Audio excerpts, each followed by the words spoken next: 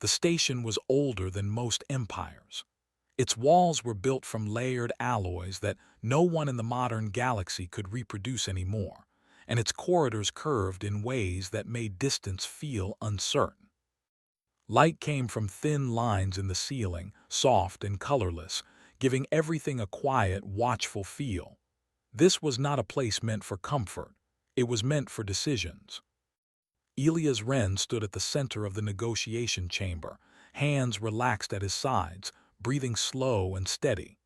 He wore the standard human envoy uniform, dark fabric, no symbols of rank, no weapons. The fabric felt heavier than usual, or maybe that was just his awareness of how many eyes were on him. Around the circular room sat representatives of 12 species. Some floated in containment fields. Others perched on metal frames or rested on cushions shaped for bodies Elias could not fully understand. Their translators hummed softly, adjusting to the subtle changes in sound and frequency. The air smelled faintly of ozone and unfamiliar chemicals. This was first contact with the Cathari. The Cathari had been a mystery for generations.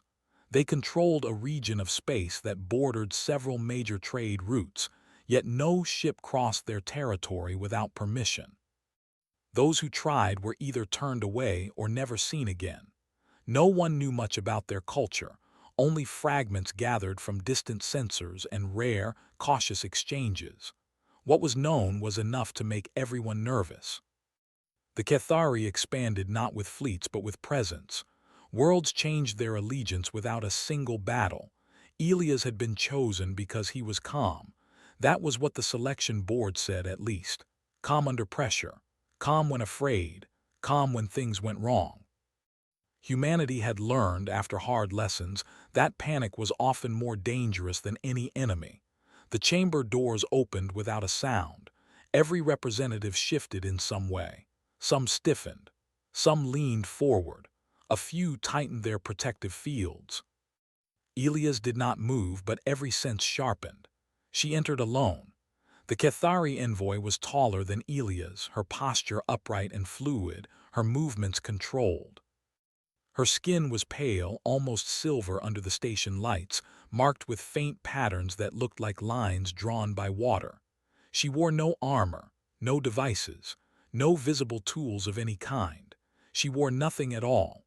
A wave of reaction passed through the room. Not shock alone, but confusion layered with instinctive alarm. Among many species, exposed flesh meant danger or desperation. Among others, it was deeply private. Among humans, it was vulnerable. Elias felt his heart rate increase, but his face remained neutral. Training took over. Observe, breathe. Do not assume. The Cathari envoy did not look at the council. She looked only at him. She crossed the room slowly, each step measured. The sound of her movement was soft against the floor, almost lost beneath the low hum of the station. Every step felt like it stretched time thinner. Elias could feel the attention narrowing, like a lens focusing. Security systems adjusted. Human guards positioned behind the walls received silent alerts. Elias ignored them. This moment was his. She reached the raised platform where Elias stood. Without hesitation, she lowered herself, moving closer until she was within arm's reach. Then, in a motion that was deliberate and careful, she climbed onto the platform beside him. She smiled. It was not a human smile. The muscles moved differently, the expression held longer. It was not warm, but it was not hostile either. It was precise, as if designed to be noticed. The room was silent. Elias felt the urge to step back, to create distance. He did not. He stayed where he was, feet planted, shoulders relaxed. He met her gaze, letting his expression remain calm, open, unreadable. The Cathari envoy tilted her head slightly, studying him.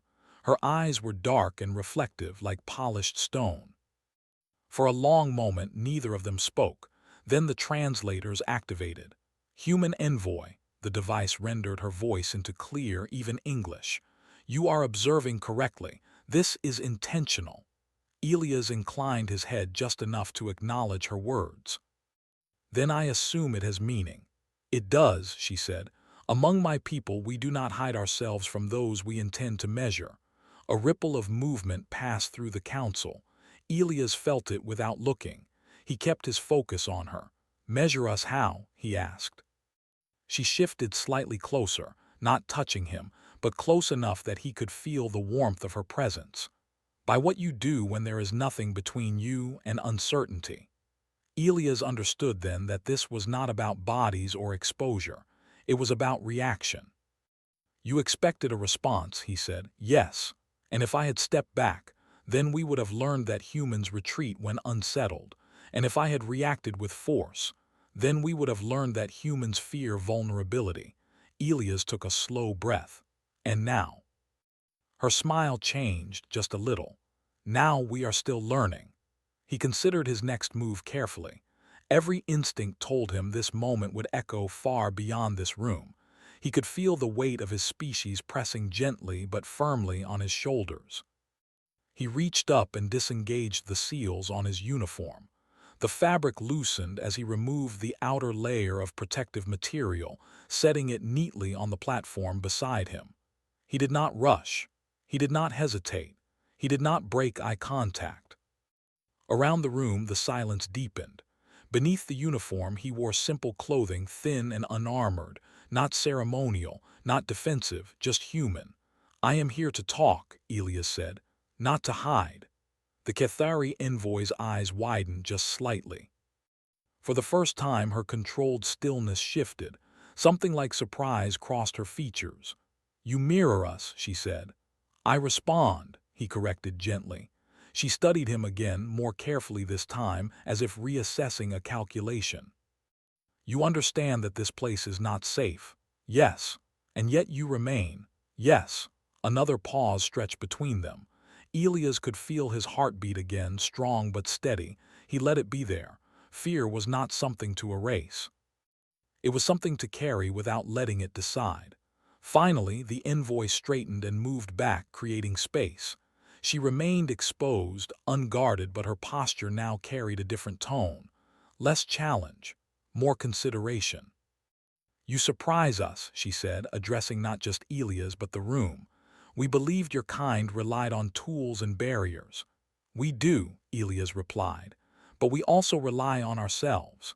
The council members began to exchange signals, whispers, color shifts, data pulses. The balance of the room had changed, subtle but undeniable. The Cathari envoy turned back to Elias. This meeting was intended to determine whether humanity should be approached as territory or as risk. "And now?" Elias asked. She looked at him for a long moment. Then she smiled again, softer this time, almost thoughtful. "Now," she said, "you are neither." The words sent a quiet shock through the chamber. Elias felt a strange mix of relief and tension. Not territory, not risk, something else, something undefined. She stepped down from the platform and began to walk back toward the doors.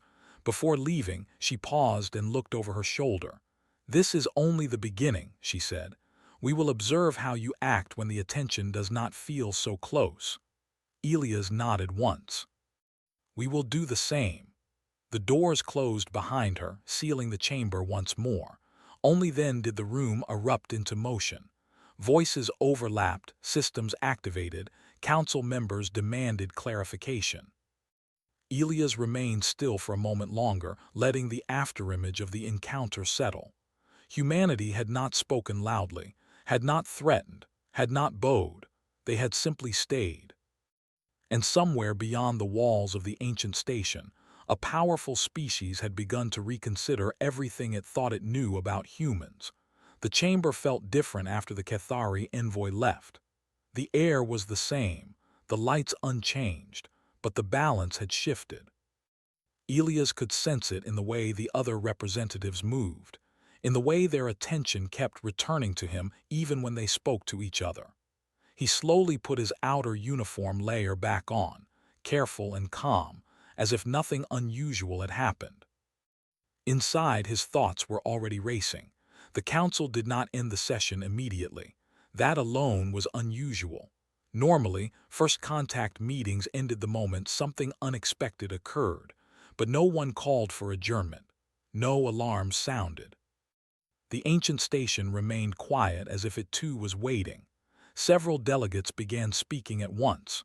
Their translators struggled to keep up, voices overlapping in sharp fragments. Words like protocol, risk, and precedent filled the room.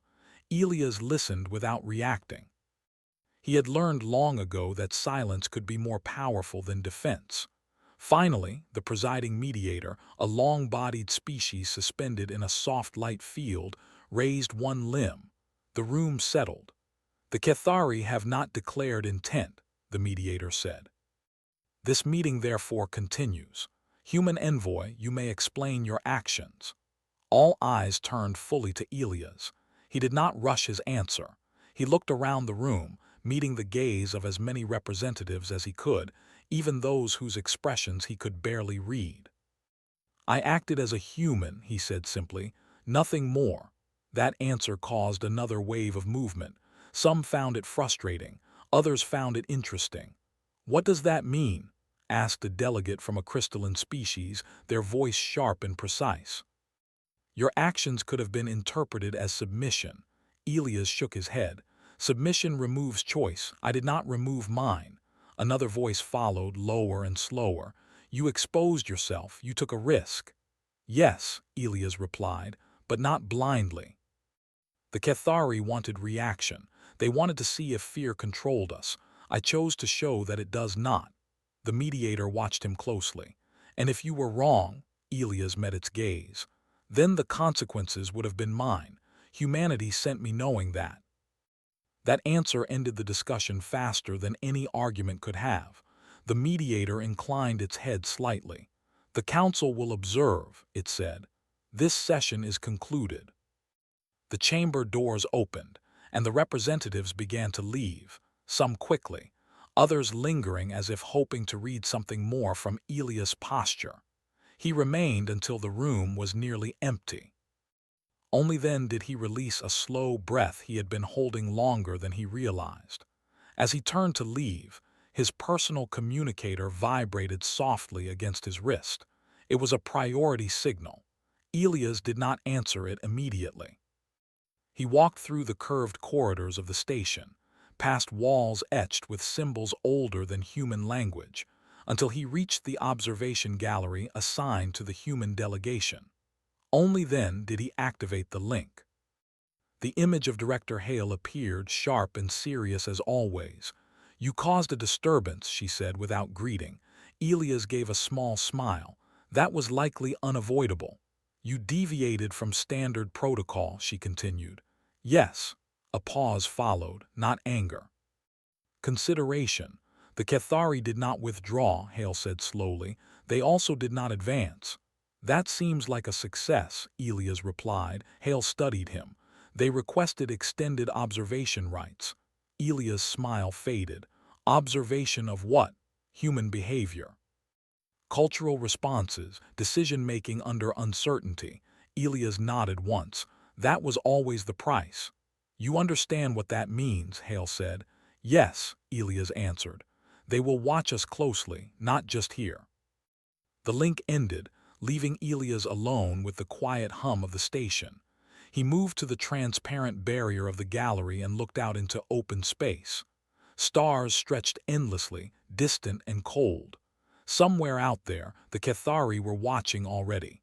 He did not feel fear. He felt focus. The next days passed slowly but not quietly. Cathari observers began to appear in shared spaces, always unannounced, always unarmed, always silent. They did not interfere. They watched humans eat, walk, speak, work. They studied posture, tone, hesitation. Every small human habit became data. Elias made no effort to perform. He spoke when spoken to. He worked when there was work. He rested when there was time. If the Cathari were looking for cracks, he would not hide them. Humanity had learned that pretending to be perfect only made failure sharper. One cycle later, Elias was summoned again. This time, the meeting room was smaller.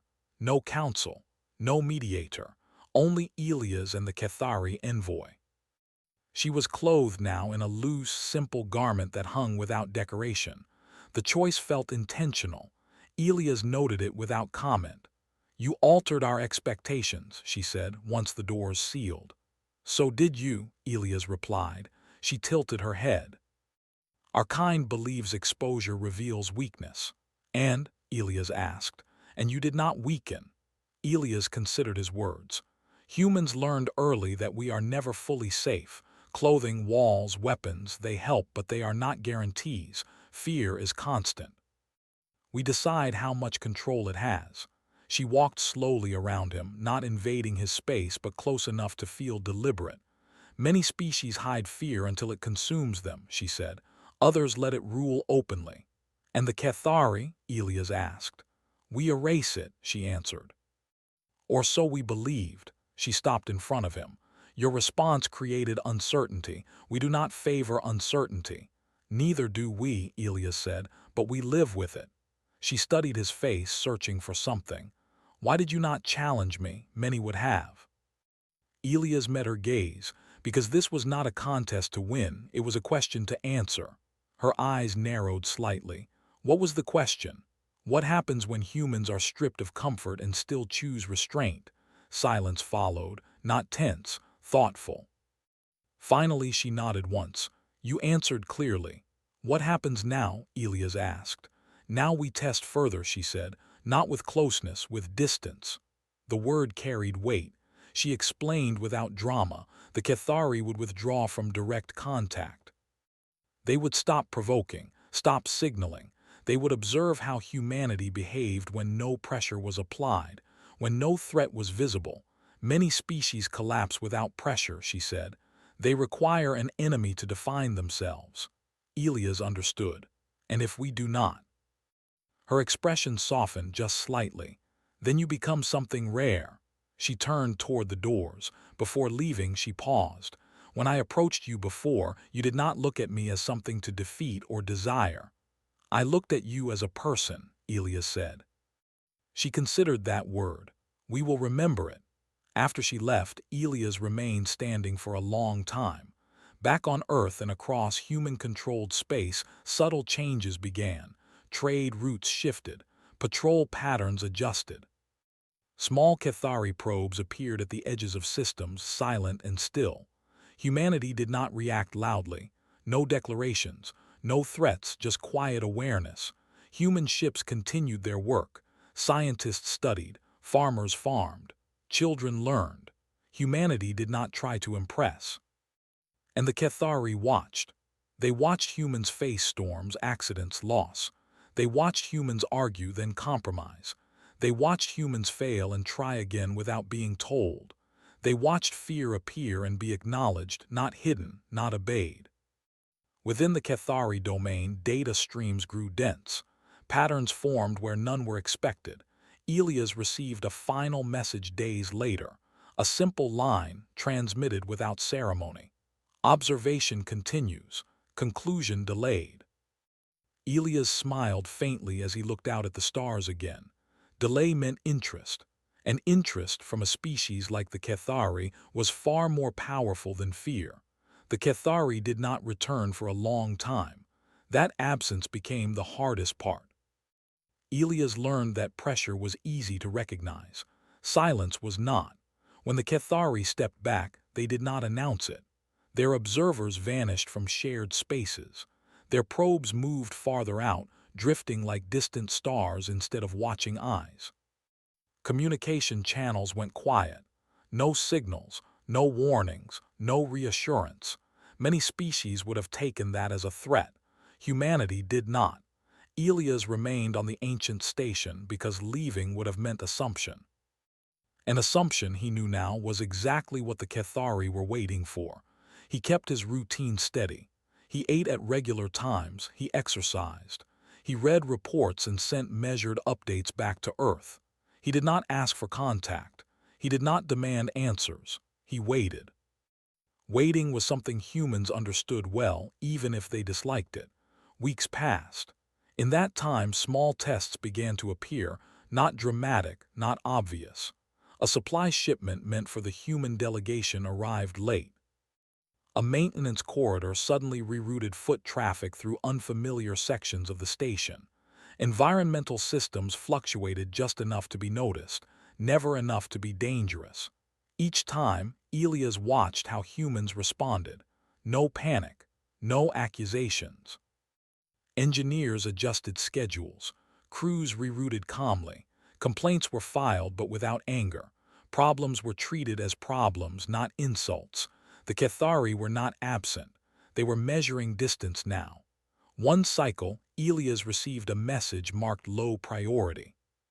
That alone made his attention sharpen. The Cathari did not use priorities unless they wanted to see what was ignored.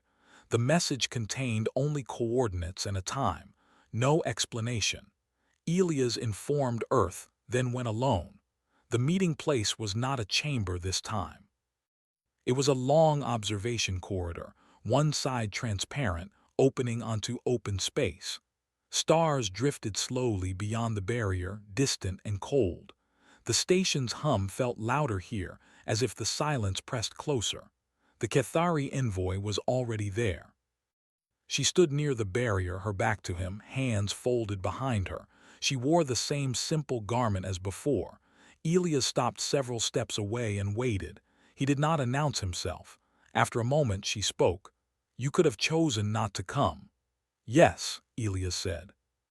"But I wanted to understand why you asked." She turned slowly to face him. "Many species mistake distance for safety," she said. "They relax, they reveal more than they intend." "And humans?" Elias asked. "We are still deciding." She gestured toward the stars. "Out there is where our conflicts are decided, not in rooms, not in words, in what happens when no one is close enough to intervene." Elias stepped beside her, looking out at the darkness. "Humans learned long ago that help is often far away," he said. "That doesn't make us stop helping each other." She studied his reflection in the barrier. "Your species forms bonds even when there is no reward." "There is always a reward," Elias replied. "It's just not always immediate." She considered that. "We tested another species once," she said. "We withdrew just as we did with you. Within a short time they turned inward. Fear made them aggressive. They collapsed." "And us?" Elias asked quietly. "You adapted," she said, "without being told." The corridor lights dimmed slightly, reacting to some internal cycle. The stars seemed closer. "There is another test," she said. Elias nodded. "I assumed there would be." "This one is not symbolic," she continued. "It is not about posture or proximity. It is about choice." She raised one hand and a projection appeared between them. A human colony whirled, small and distant, on the edge of explored space. Elias recognized it immediately. "Kestrel Reach," he said, "a research and farming settlement." "Yes," she replied. "It lies near a boundary we do not fully control." Elias felt the first real tightening in his chest since the negotiations began. "What about it?" "We will do nothing," she said. "That is the test." Elias turned to her. "Nothing." "There is a threat approaching that system," she said calmly. "A migratory energy phenomenon. It disrupts technology. Many worlds avoid it. We will not warn your colony. We will not interfere." Elias' mind raced. "People could die." "Yes," she said simply. "And you want to see what we do," he said. "Yes." Elias took a slow breath. "You're asking us to prove ourselves by suffering." "No," she corrected. "We are watching how you act when suffering is possible and assistance is uncertain." Elias looked back at the projection. He thought of the people on Kestrel Reach. Families, children, scientists, farmers, people who trusted that someone was watching the stars for them. "You already know what we'll do," he said. "We believe we do," she replied. "But belief is not knowledge." Elias did not argue. He activated his communicator. Humanity did not debate long. Within hours, ships were diverted. Not warships, but cargo vessels, evacuation transports, engineering craft. Messages were sent to Kestrel Reach, clear and calm. No panic. No orders shouted. Just information and options. Some people chose to leave. Others stayed, preparing shielding and backups. Neighbors helped neighbors. Engineers worked beside farmers. Children were moved first. No one was forced. No one was abandoned. From a distance, the Cathari watched. They saw humans move toward danger not because they were fearless, but because responsibility mattered more than comfort. They saw no demand for reward, no cries for recognition. They saw choice. The energy phenomenon passed close. It damaged satellites. It disrupted systems. But casualties were minimal. Losses were repaired. Life continued. Elia stood once more in the observation corridor when the envoy returned. "You acted before we confirmed anything," she said. "Yes," Elias replied. "Waiting would have been a choice too. We chose not to." "You did not accuse us," she noted. "We understood the test," Elias said. "We don't like it, but we understood." She was silent for a long time. Then she spoke words no translator struggled with. "You are not prey." Elias felt the weight of that sentence settle into him. It was not praise, it was classification. "What does that make us?" he asked. She looked at him, and for the first time there was something like uncertainty in her expression. "That is what we are now discussing." Across Cathari space, ancient assumptions began to shift. Humans did not dominate through force. They did not submit through fear. They moved through uncertainty with cooperation, not collapse. That made them dangerous in a way the Cathari had not planned for, and valuable. Elias returned to his quarters that cycle feeling more tired than he had in years. Not from fear, but from responsibility. Humanity had passed another test, but the tests were growing heavier. He lay awake, staring at the ceiling, listening to the distant hum of the station. Distance had not broken them. It had revealed them. And somewhere in the quiet dark between stars, the Cathari were beginning to understand that humans did not need pressure to define who they were. They defined themselves. The change did not come loudly. There was no announcement, no declaration sent across space, no sudden movement of fleets or borders. Instead, it arrived quietly, like a shift in gravity that could only be felt after standing still for a long time. Elias noticed it first in the station systems. Routes that had once been restricted opened without explanation. Data requests from Cathari space began to arrive, carefully worded and limited, but unmistakably curious. Shared observation platforms were activated again, not to watch humans, but to allow humans to watch alongside them. This was new. Elias did not mistake it for trust. It was something more careful, reconsideration. He was summoned once more, this time not to a chamber or corridor, but to a wide hall that overlooked the station's core. Energy flowed through layered conduits far below, slow and steady, powering systems older than memory. The space felt important but not threatening. The Cathari envoy waited near the center. She was not alone. Two others stood with her, both clearly Cathari but different in posture and marking. One was broader, their movements heavier. The other was slender, almost still, eyes constantly shifting. Elias understood immediately. This was not observation. This was judgment. He approached and stopped at a respectful distance. He did not bow. He did not stand rigid. He stood as himself. "You have been evaluated," the envoy said. Elias nodded. "So have you." That caused a subtle reaction among the others. The broader one shifted its weight. The slender one's eyes paused on Elias longer than before. "Explain," the broader Cathari said. Its voice was deeper, rougher through the translator. Elias answered calmly. "You tested how we respond to pressure, distance, and risk. We observed how you test others. We learned that you fear instability more than opposition." The slender one tilted its head. "And what conclusion did you reach?" "That you are not cruel," Elias said. "But you are cautious to the point of harm." Silence fell across the hall. The envoy did not interrupt. That alone was significant. "You test because you want certainty," Elias continued. "But certainty doesn't exist. We live knowing that, and we still choose responsibility." The broader Cathari stepped forward slightly. "Many species claim responsibility," it said. "Few act without being forced." We don't always succeed, Elias replied, but we try even when no one is watching. That is inefficient, the Slender One said. Yes, Elias agreed. But it works. The envoy raised one hand and the others stepped back. You have passed the measures of fear, she said. You have passed the measures of cooperation. Now comes consequence. Elias felt the weight of the word settle in his chest. What kind? Association, she said. A projection formed in the air between them. Systems, borders, trade routes, disputed regions. Places where Cathari influence touched others, often quietly, often without resistance.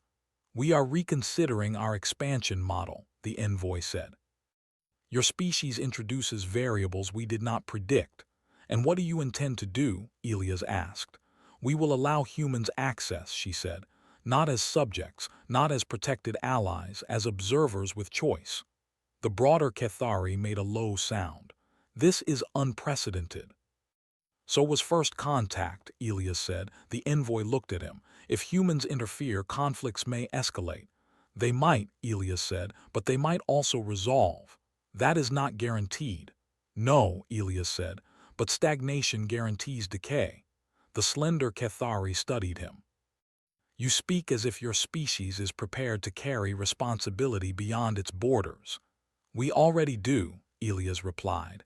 We just don't pretend we're perfect at it. The envoy turned toward the station core, watching the slow movement of energy far below. There are those among us who believe you are a destabilizing force. Elias did not deny it. Change always is. And yet, she said, you do not seek dominance. No, Elias said, we seek participation. That word lingered. After a long pause, the envoy spoke again. There is one final matter. Elias waited. When you were tested with proximity, you did not react with fear, she said. When tested with distance, you did not collapse. When tested with loss, you did not turn inward. But there is another response common among rising species. Which is? Elias asked. Pride, she said. The hall dimmed slightly as systems shifted. The two other Cathari stepped aside, creating a wider space between Elias and the envoy. We will offer you recognition, she said. Public acknowledgement, status within shared space. Influence. Elias understood immediately. Recognition could change how humanity was seen. It could also change how humanity saw itself. And you want to see what we do with it, he said. Yes. Elias did not answer right away. He thought of Earth. Of debates, disagreements, history full of both progress and failure. Of humans who rose too fast and forgot why they climbed. Finally, he spoke. We will accept recognition, he said, but not authority over others. The broader Cathari reacted sharply. Recognition without control is meaningless. Not to us, Elias replied.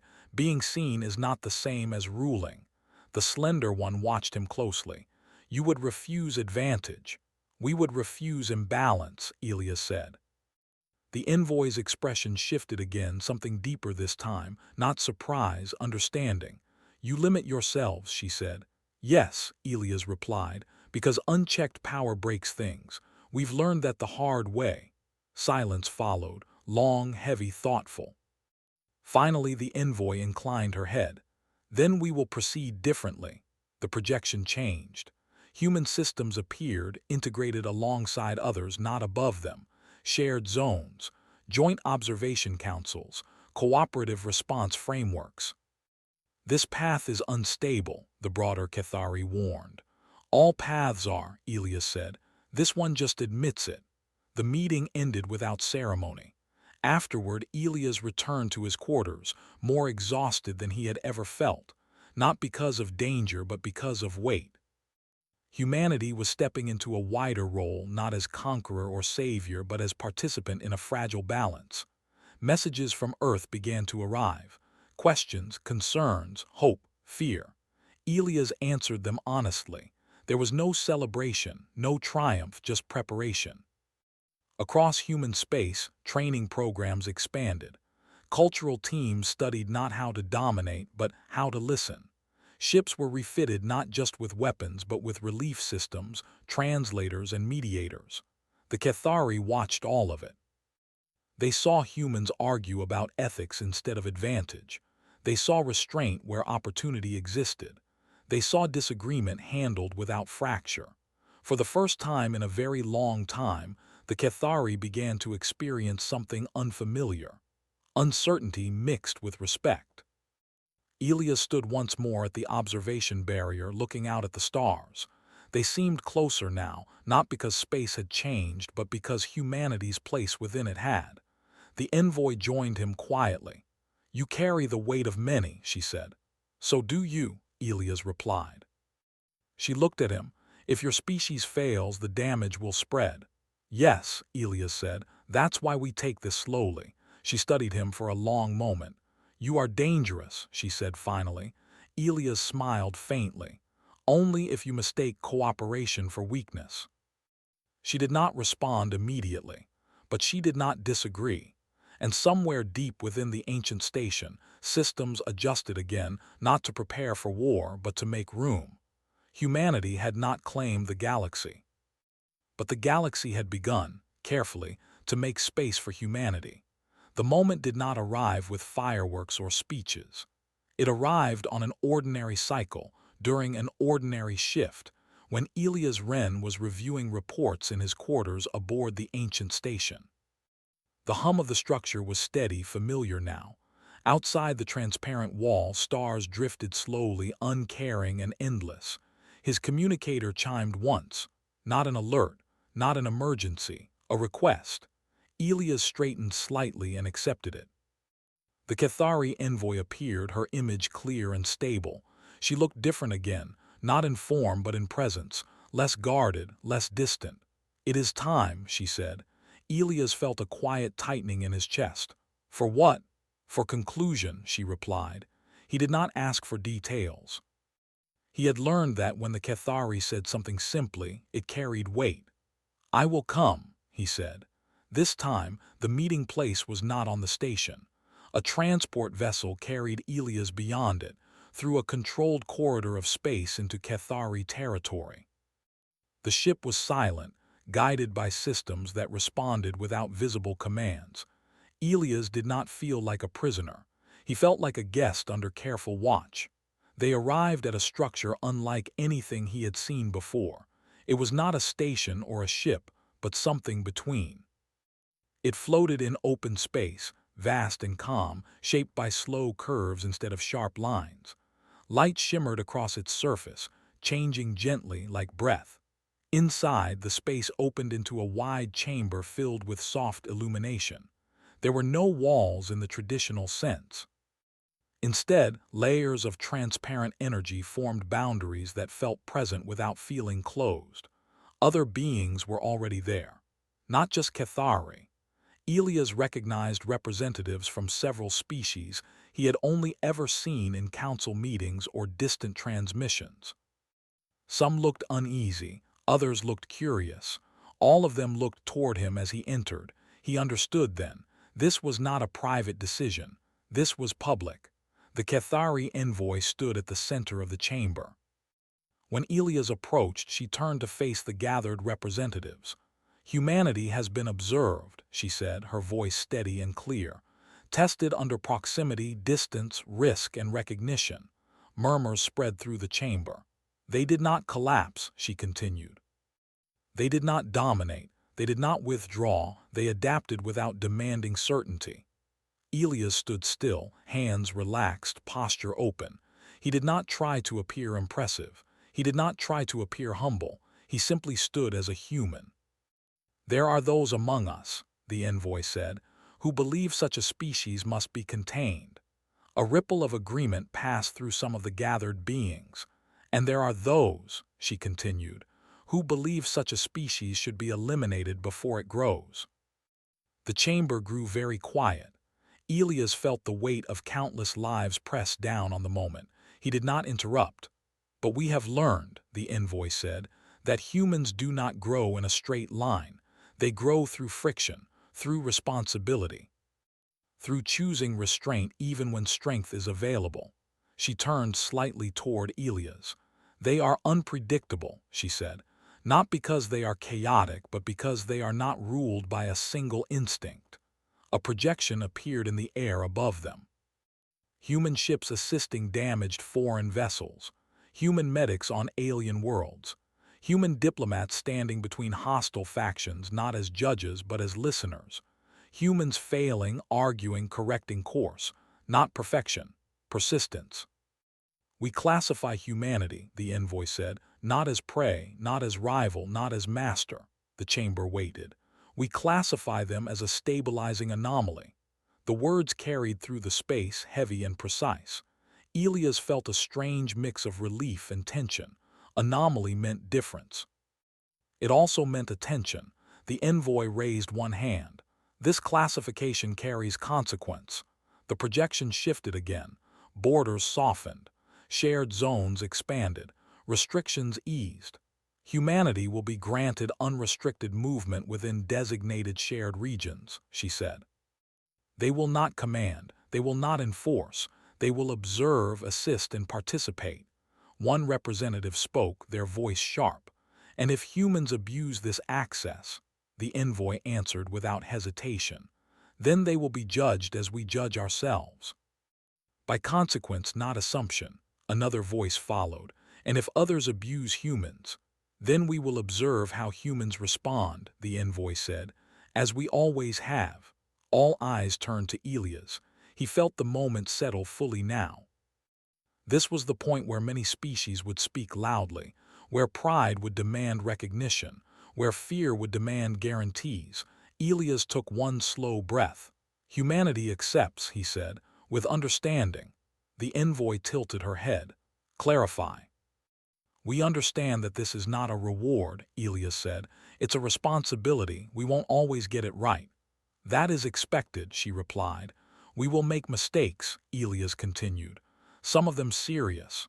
That is inevitable.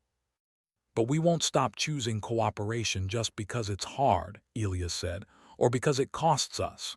The chamber remained silent. Elias did not raise his voice. He did not appeal to emotion. He simply stated truth as humans lived it.